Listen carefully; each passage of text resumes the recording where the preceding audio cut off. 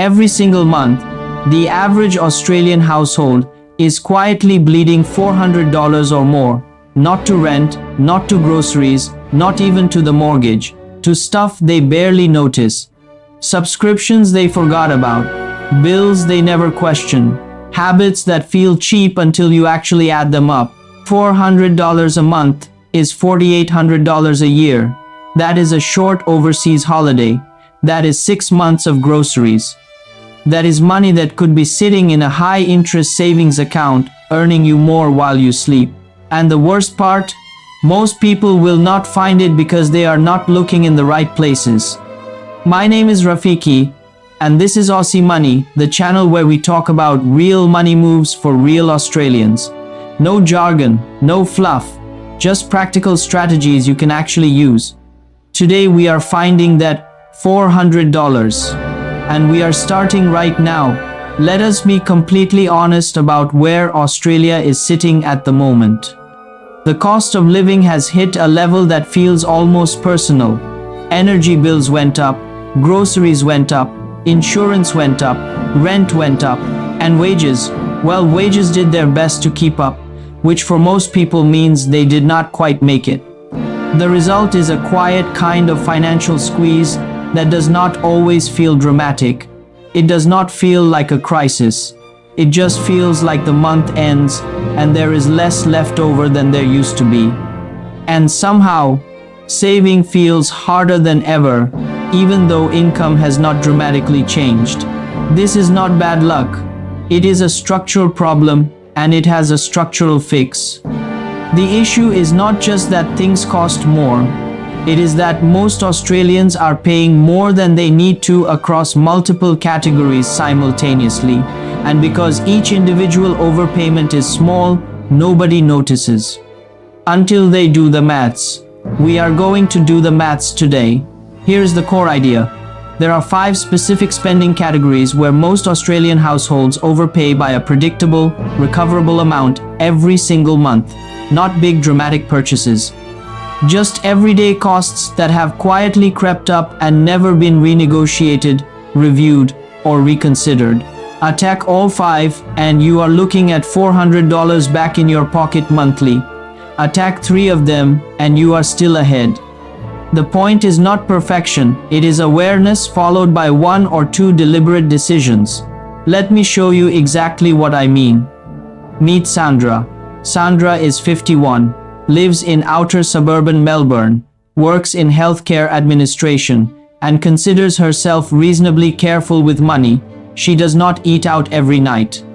She drives a sensible car. She does not go on fancy holidays. But when Sandra sat down one Sunday afternoon and went through every bank statement from the past 3 months, she found something that genuinely shocked her. She was paying for 3 streaming services. 2 of them had gone up in price without her noticing. One of them she had not opened in 4 months. She had a gym membership at a gym she had visited 6 times all year. Her energy plan was the same one she had been on for 5 years. The provider's standard variable rate, which is almost always the most expensive option. Her home and contents insurance had auto-renewed twice without comparison, and the premium had gone up both times. And her savings were sitting in an account earning 0.4% interest, while high-interest savings accounts were offering 5% or higher. Sandra was not reckless. She was just not paying attention in the right places.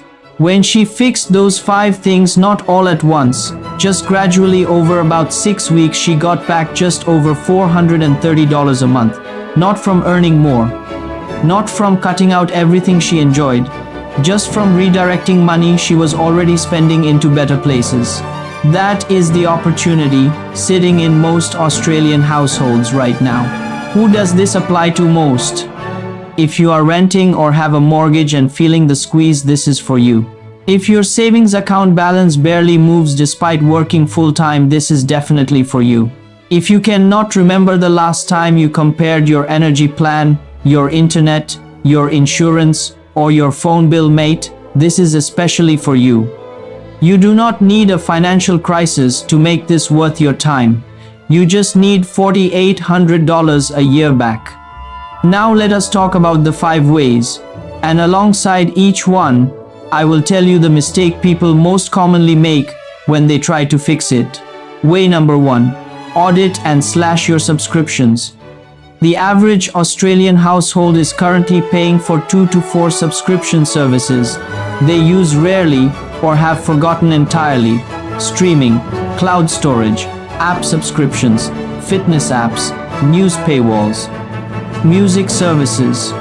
These are small individually, $8 here, $14 there, but they add up fast and they auto-renew quietly.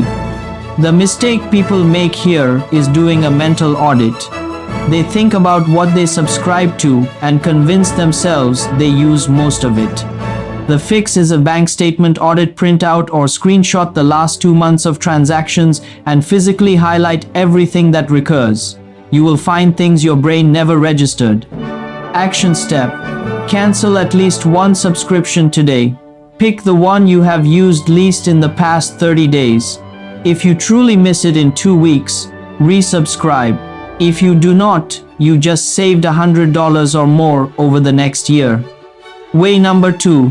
Switch your energy plan. This one can save the most money with the least ongoing effort, which is why it is criminal that most people never do it. Energy providers in most Australian states are required to offer competitive market offers, but their standard default rate is almost always significantly higher. Many households are quietly sitting on plans that cost them $30 to $60 more per month than the best available alternative. The mistake is assuming it is complicated. It is not. Energy Made Easy is the Australian government's free energy comparison site. You enter your usage, your state, and your postcode, and it shows you verified market offers side by side. The whole thing takes about 15 minutes. Action step: go to Energy Made Easy or the Victorian Energy Compare site if you are in Victoria. Find a better rate. Most switches are handled by the new provider with zero effort on your end. Way number 3. Compare your insurance. Home and contents, car, even health insurance. These policies auto-renew by default, and providers count on most people not shopping around. The result is that loyal customers often pay more than new customers for the exact same cover. The mistake here is loyalty. There is no financial reward for staying with the same insurer for years. There is only a financial reward for comparing. Action step: when your next renewal notice arrives, do not just pay it. Go to a comparison site. Finder and iSelect are 2 well-known Australian options, and spend 20 minutes getting quotes. Even a 15% saving on a $1,200 premium is $180 back in your pocket immediately. One important note here: when switching, make sure you are comparing like for like. Check the excess, the inclusions, and any exclusions. Cheaper is only better if the cover is actually equivalent. Way number 4. Move your savings to a high-interest account. This one is genuinely embarrassing in how simple it is, and yet millions of Australians are still sitting on savings in accounts earning next to nothing. At the time of this video, several Australian banks and neobanks were offering savings rates of 4.5 to 5.5% for new or eligible customers. If you have $20,000 sitting in a standard account earning 0.5%, you are earning about $100 a year. Move that money to a competitive high-interest account and you could be earning close to $1,000 a year. That is $900 you are currently leaving on the table. The mistake people make is thinking it is risky or complicated to move savings between accounts. It is not. Australian savings accounts up to $250,000 per account holder per bank are protected under the Australian government's financial claims scheme. Action step: go to CanStar or Rate City and search for high-interest savings accounts. Look for the ongoing rate, not the introductory honeymoon rate. Make the switch this week. Way number 5. Renegotiate your phone and internet plans. Telco plans in Australia have dropped significantly in price over the past few years, but providers do not contact you to tell you that.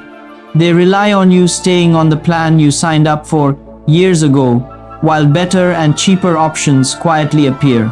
Many Australians are paying $80 to $100 a month for a mobile plan that is now available for $55 to $65 with the same features.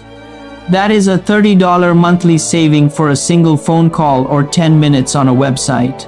The mistake is assuming your loyalty gives you the best rate. Call your provider and ask directly, is this the best plan available for my usage?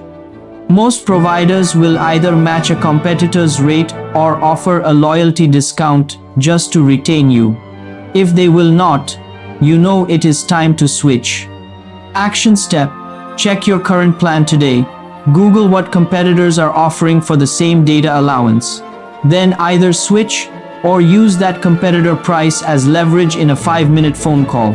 A few honest notes before we wrap up. Some of these savings take a few weeks to kick in. Switching energy plans involves a transition period.